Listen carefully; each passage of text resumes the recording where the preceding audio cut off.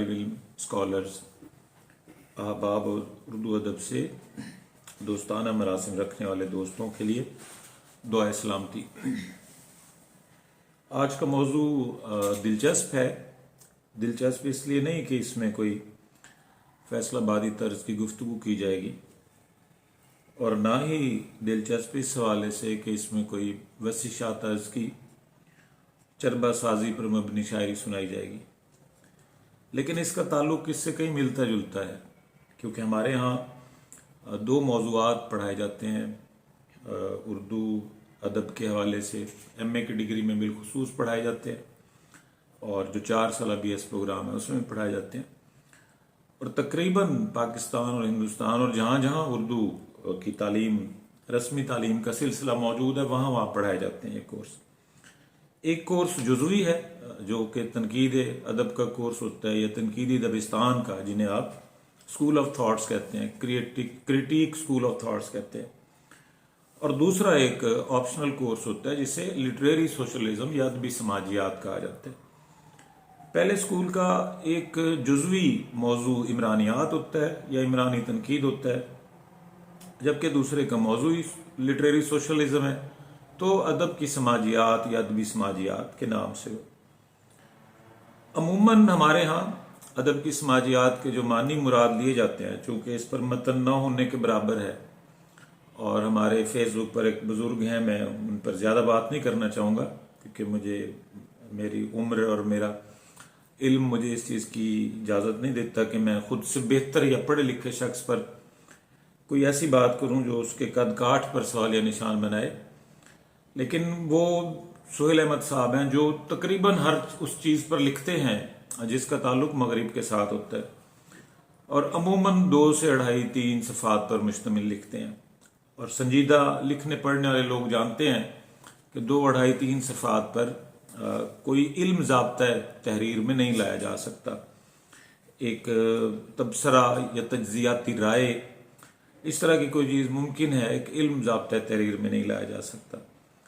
تو میرے لیے دلچسپ تھا، میں جب عمرانیات کے بارے میں چیزیں پڑھ رہا تھا اپنے کچھ طالب علموں کی خواہش کے تناظر میں، تو سہیل صاحب نے عمرانیات کو ادبی سماجیات قرار دیا ہوا تھا، اور ان لوگوں کو بنیاد بنایا ہوا تھا جو جسے ہم ادب کی سماجیات یا ادبی سماجیات یا لٹریری سوشلزم کے نام سے جانتے ہیں،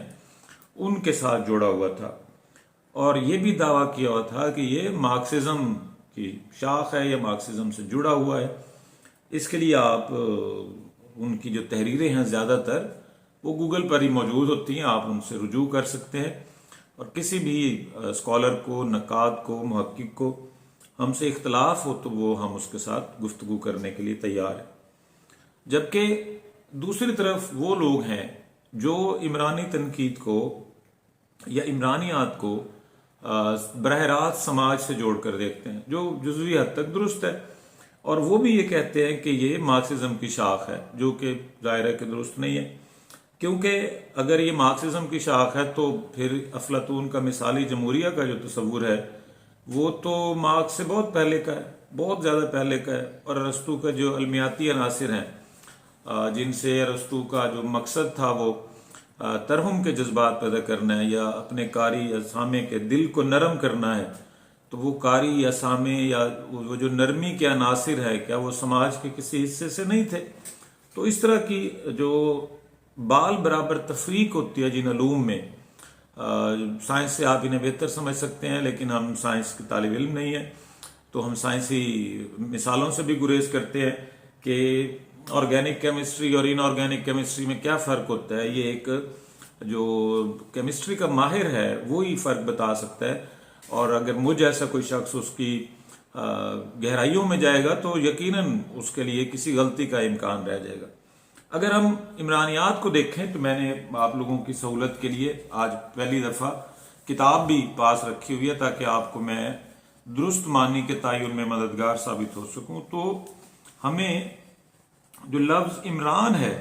آئین کے نیچے زیر کے ساتھ، اس کے معنی علم اور حضرت موسیٰ کے والد بتائے جاتے ہیں۔ آپ جانتے ہیں کہ مذہبی کتابوں میں یہ کسی پیغمبر کے نام سے درج ہیں، اور ان کو اسی حوالے سے ایک تکریم کی نگاہ سے بھی دیکھا جاتا ہے۔ جبکہ دوسرا جو لفظ ہے وہ آئین پر پیش کے ساتھ ہے اور اسے عمرانی لکھا گیا ہے، عمرانی، اور اس کے معنی ہے معاشرے سے متعلق جو سماجی زندگی ہے وہ، اور پھر اسی وزن پر عمرانی کی نسبت سے عمرانیات، یہ کوئی طالب علم دیکھنا چاہے تو یہ ہم تلفظ کی کتاب ہے، فرنگ تلفظ شان اللہ کھکی کی، آپ یہ مقتدرہ قومی زبان نے شائع کی ہے، آپ ان سے خرید سکتے ہیں۔ تو لفظ عمرانیات ہے، عمرانیات نہیں ہے، جس کے معنی فرنگ تلفظ میں انسان کی مدنی زندگی کے مظاہر و کوائف اور ارتقاء کا کے متعلق مسائل کا مطالعہ، سوشیالوجی، سماجیات۔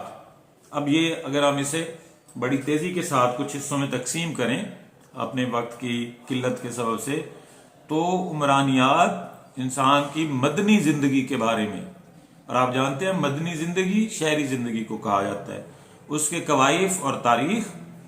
اور اس کے متعلقہ مسائل کے بارے میں جاننا، اس کی سوشیالوجی کو جاننا، اور سوشیالوجی بذات خود سماجیات ہوتی ہے۔ یہی وجہ ہے کہ جو عمرانیات ہے، جسے عمرانی دبستان تنقید بھی کہا جاتا ہے، اس کو کچھ اور ناموں سے بھی لوگ پکارتے ہیں اور یاد کرتے ہیں، جیسے اس کو تاریخی تنقید بھی سمجھا جاتا ہے۔ لوگوں کا خیال ہے، بعض ہمارے جو ماہرین ہیں، جو ہمارے صاحب علم ہیں، ان کا خیال ہے کہ جو تاریخی تنقید ہے یہ ایک جزو ہے، ایک حصہ ہے عمرانی تنقید کا۔ اسی طرح اجتماعی تاریخی تنقید کو بھی اسی دبستان کا حصہ سمجھا جاتا ہے، اور عمرانی تاریخی تنقید کو بھی اسی دبستان کا حصہ سمجھا جاتا ہے۔ جو ہمارے پاس ابتدائی مواد ہے اس کے مطابق جو عمرانی تنقید ہے یا جو عمرانیات ہے، اس سے مراد وہ علم ہے جو کسی ادب پارے یا خود ادیب، یعنی یہ بات آپ کو ذہن میں رکھنی چاہیے کہ صرف ادیب نہیں، صرف ادب پارا نہیں، وہ طریقہ، وہ اصول، وہ ضوابط جو کسی ادب پارے یا کسی ادیب کے سماجی زندگی کو سامنے رکھ کر اس کے تخلیق شدہ علم کو جانچے، اسے عمرانیاتی یا سوشل طرز تنقید کہا جاتا ہے۔ اس میں ایک غلط فہمی بھی پائی جاتی ہے کہ ایک نقاد مادام اسٹیل گزرے ہیں، حالانکہ وہ مادام اسٹیل جن کا تعلق فرانس سے ہے، تاناشاہی عہد سے وہ متعلقہ ہیں اور خود مصنفہ نہیں ہے، لیکن ایک سماجی جو کارکن ہے، متحرک سماجی کارکن ہے، اور فرانس کی آزادی کے لیے خاصی تگ و دو کرتی ہیں، تاناشاہی حکمرانوں کے خلاف ہیں، اور انہوں نے تاناشاہی حکمرانوں کے خلاف مضامین لکھے جن کا موضوع سماجیات تھا، جسے ابھی ہم نے جس کے معنی طے کیے سوشیالوجی تھا۔ تو اس وجہ سے انہیں ایک اولیت حاصل ہے، کیونکہ ان کا زمانہ 1766 سے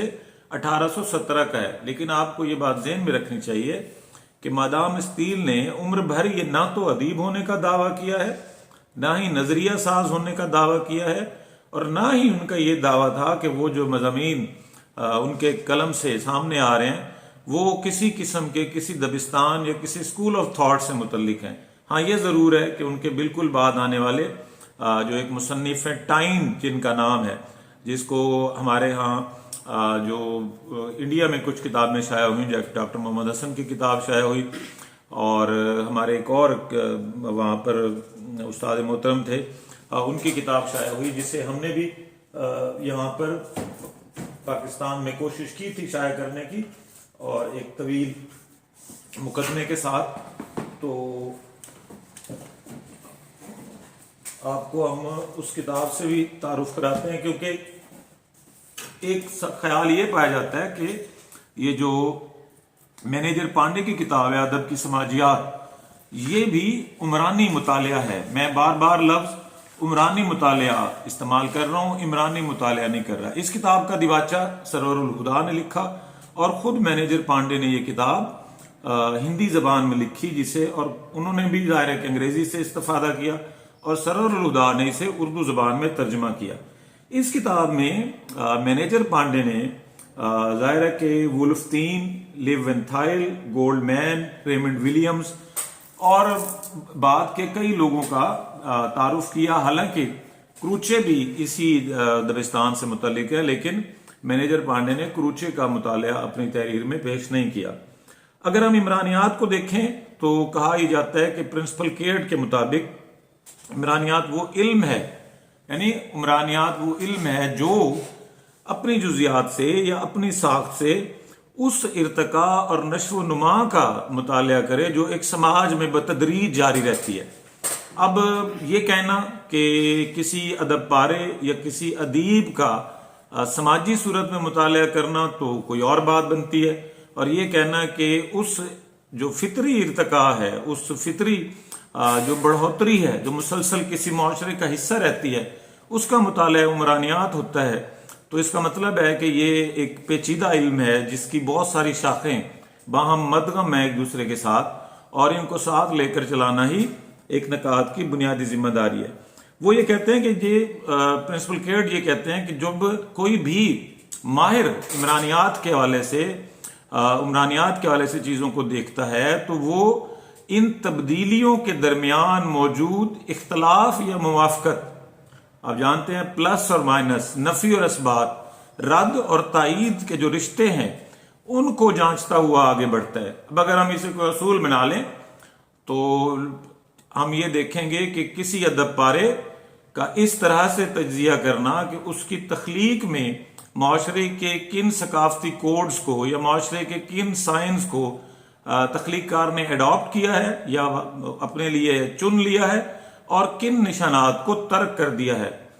اب میں ایک وضاحت کرتا چلوں، اور میں بڑا واضح ہوں اس میں کہ عمرانیات اور ادبی سماجیات دو مختلف علم ہیں،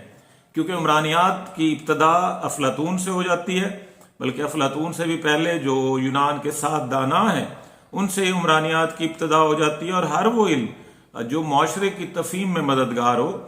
اور جس کی کوشش سے یا جس کے اصولوں سے معاشرتی اونچ نیچ یا حتیٰ کہ اشرافیہ بھی، ضروری نہیں ہے کہ اونچ نیچ، اشرافیہ کے متعلق بھی معلومات حاصل کی جائیں تو وہ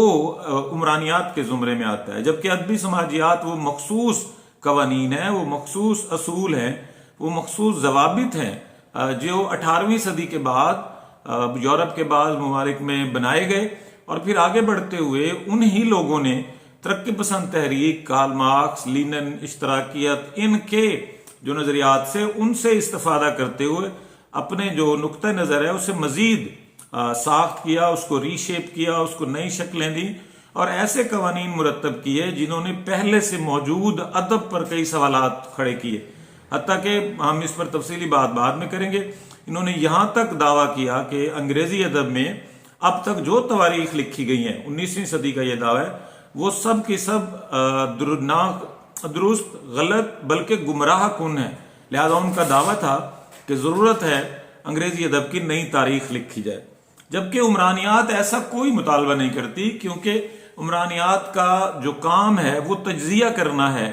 وہ نتائج اخذ کرنا نہیں ہے، وہ چیزوں کی جانچ کاری کرتا ہے، وہ چیزوں کو ان کے اچھے یا برے، سچے یا غلط، درست یا نادرست ہونے کے بارے میں کوئی بات نہیں کرتا۔ لوگوں کا یہ خیال ہے کہ جو عمرانیات ہے یہ جماعتی زندگی، یہ بات بچے غور سے سنیں گے کہ گروہی زندگی کے درمیان جو معاملات ہوتے ہیں، جماعتوں کے درمیان جو معاملات ہوتے ہیں، ان کا مطالعہ کرنا عمرانیات کا کام ہے۔ ادبی سماجیات گروہی زندگی تک محدود نہیں ہے، ادبی سماجیات انفرادی زندگی کو بھی اپنے اندر لیتی ہے۔ یہ فرق ذہن میں رکھنا چاہیے ہر انسان کو، ہر طالب علم کو، ہر محقق کو، کہ عمرانیات جماعتی زندگی کو سامنے رکھتی ہے، اور اس میں جو ہمیں ابتدائی جو قواعد ملتے ہیں، جو ابتدائی نشانات ملتے ہیں، آپ سب طالب علم جانتے ہیں کہ افلاطون نے یہ کہا کہ مثالی جمہوریہ کے قیام کے لیے ضروری ہے کہ شاعروں کو اس سے بے دخل کر دیا جائے، کیونکہ یہ زیادہ حساس ہوتے ہیں اور ان پر ایک وہبی دیوی حکمران ہوتی ہے جو انہیں چیزیں دیکھنے اور سمجھنے کی صلاحیت دیتی ہے، اور چونکہ ایک مثالی معاشرے کا قیام تو ناممکن ہے،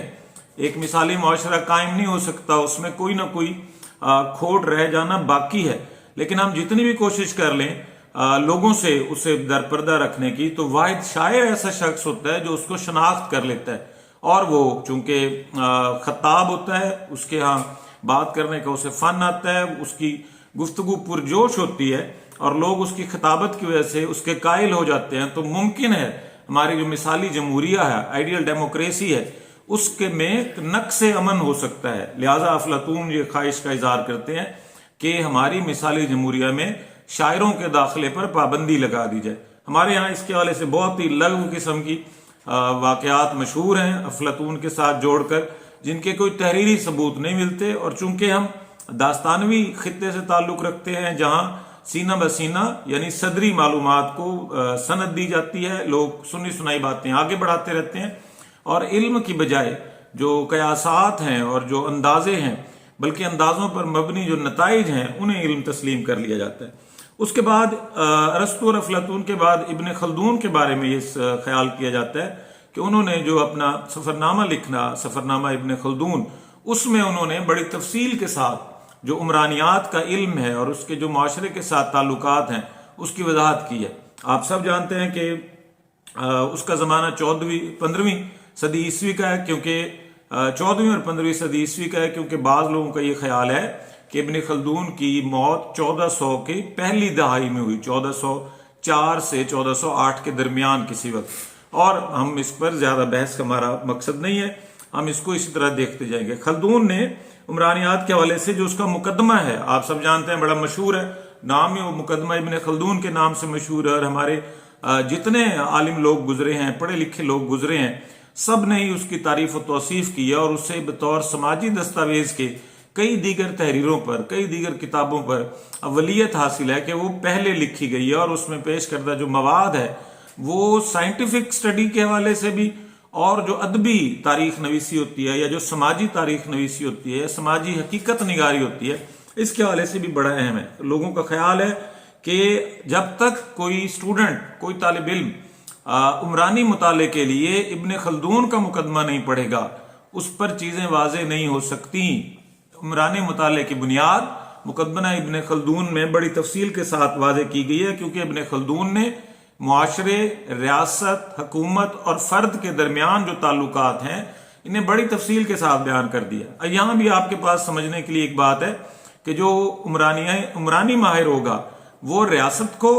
معاشرے کو اور حکومت کو، تین اس کے جو اہم ستون ہیں ایک معاشرے کے، ان کو سامنے رکھ کر اپنے نتائج اخذ کرے گا، ان کو سامنے رکھ کر اس ثقافت کا تجزیہ کرے گا، اس کو سامنے رکھ کر حالات اور واقعات جو ہیں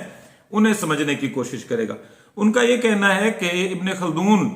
نے اپنے مقدمے میں کہا کہ جو مختلف معاشرے ہیں جب ہم انہیں دیکھتے ہیں تو ان کی ابتدا گروہی زندگی سے ہوتی ہے. ظاہر ہے ہم بھی یہ کہتے ہیں کہ ہندوستان میں ابتدائی طور پر نہ صرف ہندوستان میں بلکہ عرب میں قبائل آباد تھے جو باہم پیکار تھے. جو قبیلہ جیت جاتا تھا اس کے پاس کار حکومت آ جاتا تھا، اور جو قبیلے زیر ہو جاتے تھے وہ مغلوب رہتے تھے، اور اس طرح معاشرے تشکیل پاتے رہے. خلدون کا بھی یہی خیال ہے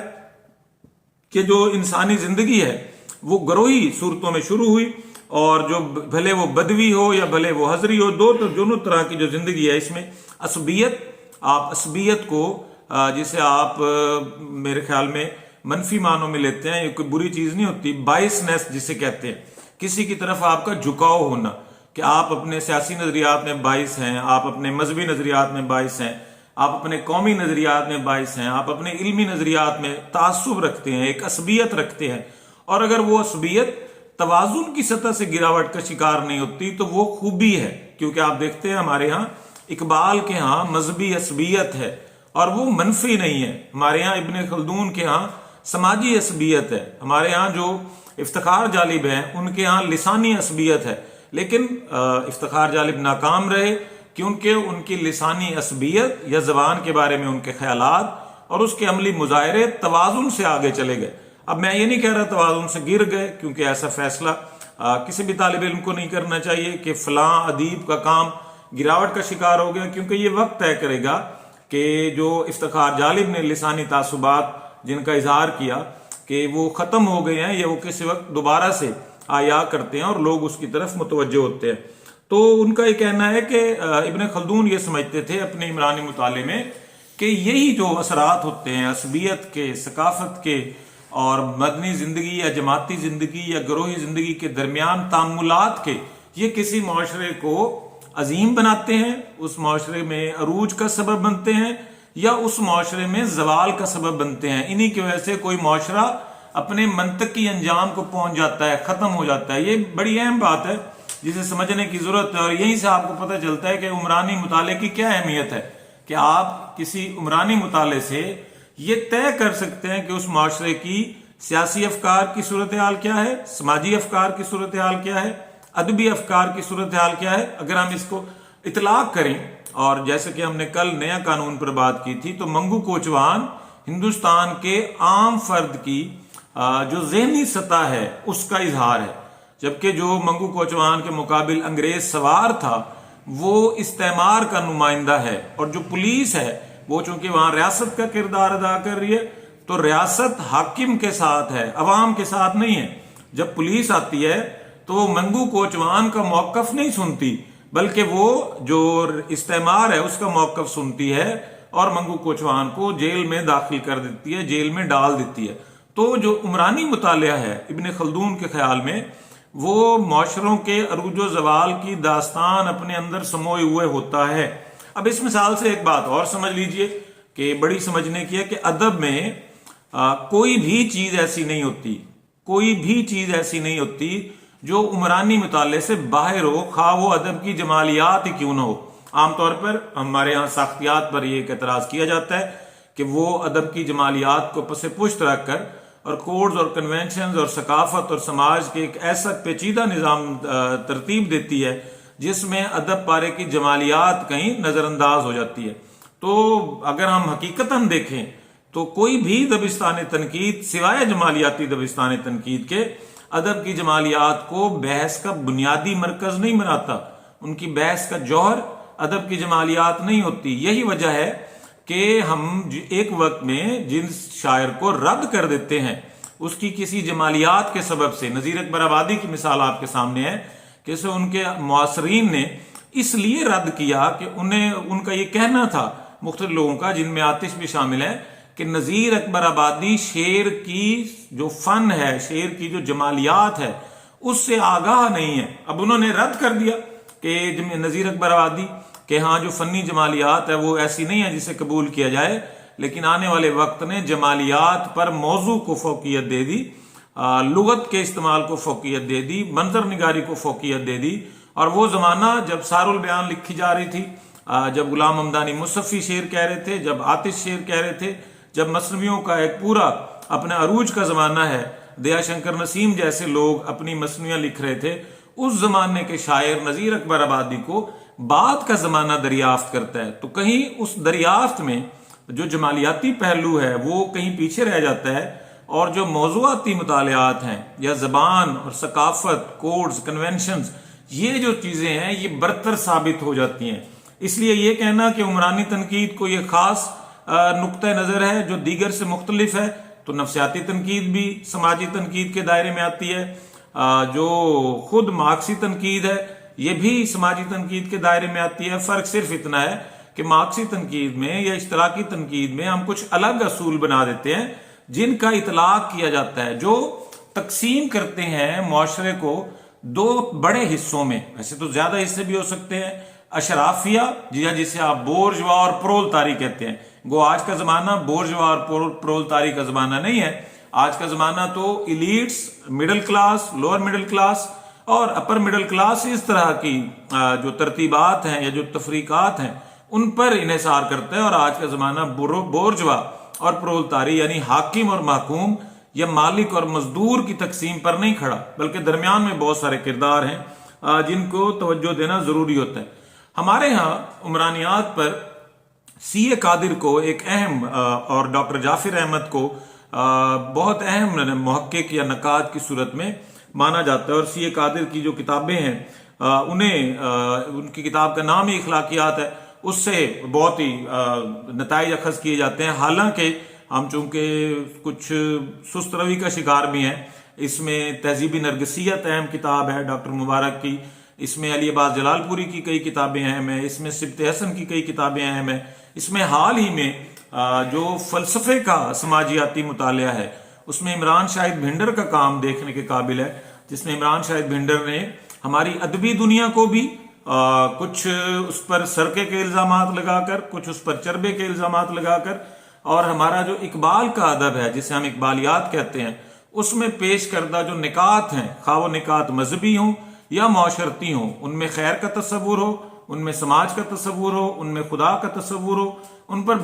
بڑی کاری ضربیں لگائی ہیں. اور عمران شاہد بھنڈر نے بہت ساری جگہوں پر کچھ ایسی باتیں کی ہیں جن سے جو ایک کلٹ ہوتی ہے، جو لوگ کسی کے پیروکار ہوتے ہیں، علم کے جویا نہیں ہوتے، بلکہ جن کے لیے اقبال یا کوئی اور شخص ایک کے دلی جذبات کو ٹھیس پہنچاتی ہے. اب یہ جو ہم عمران شاہد بھنڈر کا کام دیکھتے ہیں، ہم سبط حسن کا کام دیکھتے ہیں، علی عباس جلال پوری کا کام دیکھتے ہیں، ڈاکٹر محمد حسن کا کام دیکھتے ہیں، سی اے قادر کا کام دیکھتے ہیں، تو یہ سارے کا سارا کام ہمیں جو عمرانی مطالعات ہیں ان کی ذیل میں کافی مددگار ثابت ہوتا ہے. اگر طالب علموں نے اس کی کوئی تنقیدی تھیوری کے طور پر یا تنقیدی نظریے کے طور پر کچھ اس کی تعریف لکھنی ہو تو وہ لکھ سکتے ہیں کہ عمرانی تنقید سے مراد وہ طریقہ تنقید ہے جو کسی ادیب کے حالات، اس کے معاشرے، اس کے ارد گرد موجود صورتحال، اس کی افتاد طبع، اس کے مزاج کی رنگینی یا سادگی، اس کے خوراک، اس کے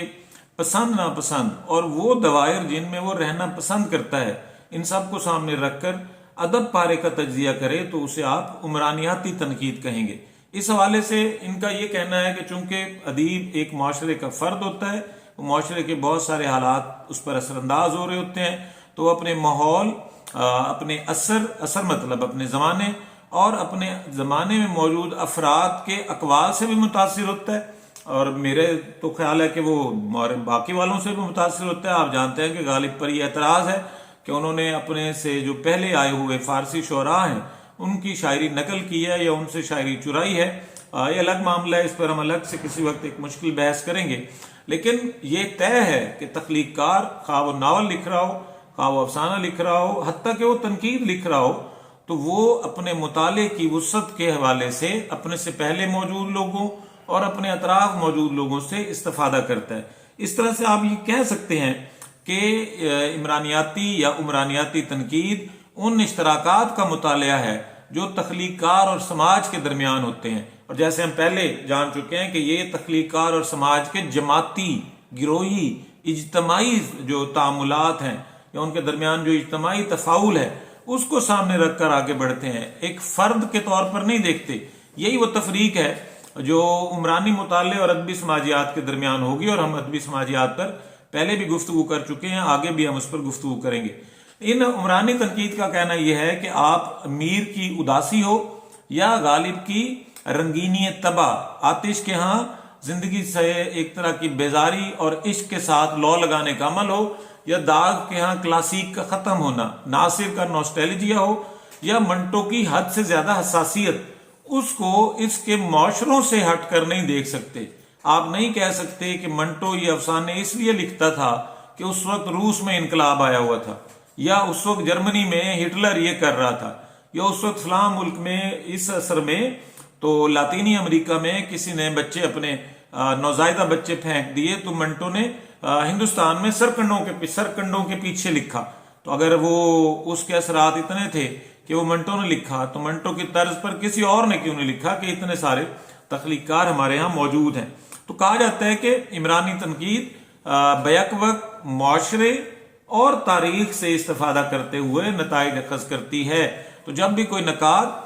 کسی ادب پارے کی تفہیم کے لیے ایک طرف اس کے تخلیق کار کو ذہن میں رکھے گا، دوسری طرف اس کے معاصرین کو ذہن میں رکھے گا، تیسری طرف اس کی تہذیبی صورتحال کو ذہن میں رکھنے کے علاوہ اس کے تاریخی تناظرات کو سامنے رکھ کر نتائج مرتب کرے گا، تو اسے ہم عمرانیاتی تنقید کہیں گے. اس حوالے سے ہمارے پاس کافی ساری مثالیں ہیں، میں اس میں الجھوں گا نہیں، جو نام آپ کو بتا دیے ہیں انہیں پر آپ اکتفا کر سکتے ہیں. لیکن اگر آپ اسے پھیلا لیں اور دیگر دبستانوں کو بھی اس کے اندر شامل کر لیں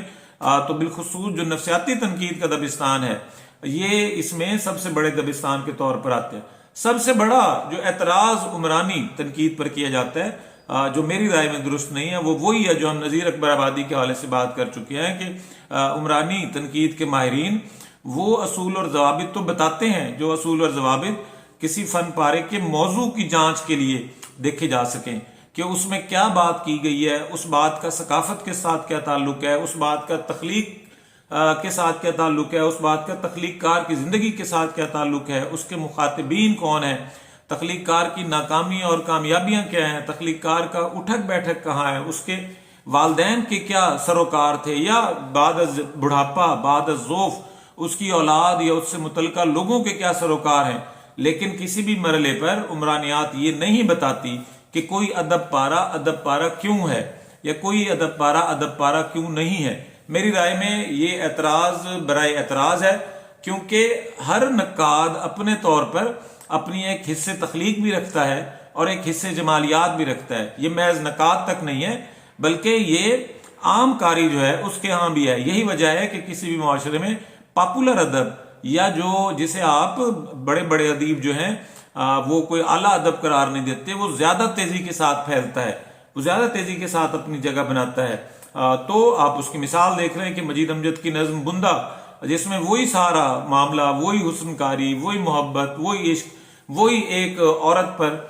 جو اپنی جان نثاری کے دعوے ہیں، وہ لوگوں کو اس طرح سے پرکشش محسوس نہیں ہوتے جس طرح سے وسیع شاہ نے اسے کنگن یا میں تیرے حسین ہاتھ کا کنگن ہوتا کر کے اسے بدلا. تو جب زبان بدلی گئی تو گویا جمالیات بدلی گئی، ادا بدلی گئی تو گویا جمالیات میں فرق آیا. تکنیک میں تو فرق نہیں آیا، اس کی لفاظی میں فرق آیا. تو ہر ایک آدمی خواہ وہ ادب سے وابستہ ہو یا ادب سے وابستہ نہ ہو، اس کی اپنی ایک حصے جمالیات ہوتی ہے. اور یہی وجہ ہے کہ ہر گروہ کی ایک حصے جمالیات ہوتی ہے. یہی وجہ ہے کہ ہندوستان میں اور بالخصوص پاکستان میں کئی بار یہ دعوے کیے گئے کہ غزل کی موت ہو چکی ہے، لیکن غزل جو کی تو قائم ہے، کیونکہ ہندوستان کی جو اجتماعی جمالیات ہے، اس کا جو ذوق ہے، اس کی جو حص ہے، وہ غزل سے مطابقت رکھتی ہے. جیسے کہ 20ویں صدی کی ابتدا میں لاطینی امریکہ میں ناقدین نے یہ اعلان شروع کر دیا کہ ناول کی موت ہو گئی ہے، لیکن ایسا نہیں ہوا تھا. ناول وہاں پھلتا پھولتا رہا اور ادبی سماجیات کے تناظر میں لاطینی امریکہ کو ناول کی جنت قرار دیا جاتا ہے، کیونکہ وہاں کی جو ایک استاد طبع ہے، ان لوگوں کا مزاج ہے، ان کے جو آپ پسند ناپسند کہیں یا ان کی قرت کا جو انداز ہے. کیونکہ یاد رکھیے ادب میں سامع کاری، پڑھنے والے یا سننے والے کا جو رابطہ ادب کی متنی صورت کے ساتھ ہوتا ہے، تخلیقی صورت کے ساتھ ہوتا ہے، خواہ وہ کتاب میں پڑھ رہے ہوں، خواہ وہ ریڈیو پر سن رہے ہوں، خواہ وہ ہیڈ فون لگا کر سن رہے ہوں، خواہ وہ فون میں پڑھ رہے ہوں، اس مطابقت کے اثرات بہت زیادہ ہوتے ہیں. یہی وجہ ہے کہ ہندوستان میں یا اردو میں آپ نے دیکھا کہ یہاں آزاد نظم کے بعد افسانچے سامنے آئے، یہاں آزاد نظم کے بعد نثر میں شاعری کرنے کی کوششیں کی گئی، یہاں 100 لفظی کہانی متعارف کی گئی، یہاں 50 لفظی کہانی متعارف کی گئی، یہاں 10 لفظی کہانی متعارف کی گئی. اس بحث سے قطع نظر کہ یہ ممکن ہے کہ نہیں ہے، لیکن آپ اس سے استاد طبع کا اندازہ لگا سکتے ہیں. تو عمرانیاتی تنقید پر یہ اعتراض کرنا کہ وہ کوئی جمالیات کا فارمولہ نہیں دیتی، تو معاشرے کی اپنی جمالیات ہوتی ہے، معاشرے نے اپنی جمالیات پر، اپنے اثر پر، اپنی چیزوں پر اسے طے کرنا ہوتا ہے. یہی وجہ ہے کہ ایک زمانے میں اقبال فیورٹ ہوتا ہے تو دوسرے زمانے میں بہت سارے ایسے لوگ سامنے آتے ہیں جو علامہ اقبال کے فن، ان کے موضوع، ان کے خیالات پر بہت سخت قسم کے اعتراضات کرتے ہیں. تو ہمیں محسوس ہوا، ہمیں معلوم ہوا کہ جو اجتماعی جمالیات ہے وہ وقت کے ساتھ بدلتی رہتی ہے، یا بہتر ہوتی رہتی ہے یا گراوٹ کا شکار ہوتی ہے. تو ایسا ہی ہوتا ہے. اس طرح کے اعتراضات تنقیدی ضابطوں پر لگانا درست نہیں ہے، کیونکہ تنقیدی ضابطے کچھ اصولوں پر قائم ہوتے ہیں. ہاں ان پر اگر کوئی تردیدی صورت ہونی چاہیے، کوئی رد ہونا چاہیے، تو ان اصولوں پر رد ہونا چاہیے. یہ کوئی اگر نقاد کہے یا کسی علوم کا ماہر یہ کہے کہ جی کسی تخلیق کار پر اس کے معاشی حالات کے اثرات نہیں ہوتے، یا وہ یہ کہے کہ کسی تخلیق کار کی تخلیق پر اس کے عشق یا محبت کی زندگی کے اثرات نہیں ہوتے، کوئی یہ کہے کہ جی تخلیق کار کی جو تخلیقیں ہیں، جو تخلیقات ہیں، جو اس کے افسانہ یا نظم یا غزل ہے، اس پر اس کے معاشرے کی چھاپ نہیں ہوتی، تو پھر ہم کہہ سکتے ہیں کہ اس بحث کے بعد اگر یہ اس کے نتائج یا اس کے جو دعویٰ جات ہیں وہ درست ثابت ہوں تو ہم کہہ سکتے ہیں کہ اس تھیوری میں سکم ہے. جمالیات چونکہ ایبسٹریکٹ ہے، تجرید ہے، اس کا کوئی طے شدہ ایک فارمولہ نہیں ہے، اس کو کسی بھی تھیوری میں پیش نہیں کیا. حتیٰ کہ جو خود جمالیات کے ماہرین ہیں ان کے پاس بھی جمالیات کی کوئی بندھی ٹکی یا جو کوئی طے شدہ تفہیمی صورت نہیں ہے. ہم جمالیات پر بحث بھی کریں گے، وہاں بھی حس کہہ کر اس کے معنی کا تعین کیا جاتا ہے، وہ چیز جو حسیات کو بھا جائے. تو ممکن ہے جو چیز میری حسیات کو بھاتی ہو وہ بہت سارے لوگوں کی حسیات کو نہ بھاتی ہو. آپ جانتے ہیں ہم نے کچھ چند سال پہلے ایک ایسا ہمارے سامنے کیس آیا تھا ایک پروفیسر صاحب کا اسلام آباد کے، جو شہد سے بڑی نفرت کرتے تھے اور ان کا یہ کہنا تھا کہ دودھ اور شہد انتہائی ناقص چیزیں ہیں اور انہیں سخت ناپسند ہیں. تو کیا ہم پھر ان کی جو حصے جمالیات ہے اسے اپنی زندگیوں سے نکال دیں گے؟ تو جو حص ہے، جو ذوق ہے، اس کا کوئی فارمولہ نہیں ہوتا. اسے کسی بھی نظریاتی علم میں تلاش کرنا بذات خود غیر علمی کام ہے. آپ کو اس پوری گفتگو کے حوالے سے کوئی دقت ہو، کوئی مسئلہ ہو، کچھ بچوں نے کچھ موضوعات ہمیں کامنٹ کر رکھے ہیں، وہ فرداً ضرور ان پر گفتگو کی جائے گی اور ان بچوں کو اس میں ٹیگ بھی کیا جائے گا، ہیش ٹیگ بھی کیا جائے گا. آپ اپنا بہت خیال رکھیے. فی امان اللہ. اللہ حافظ.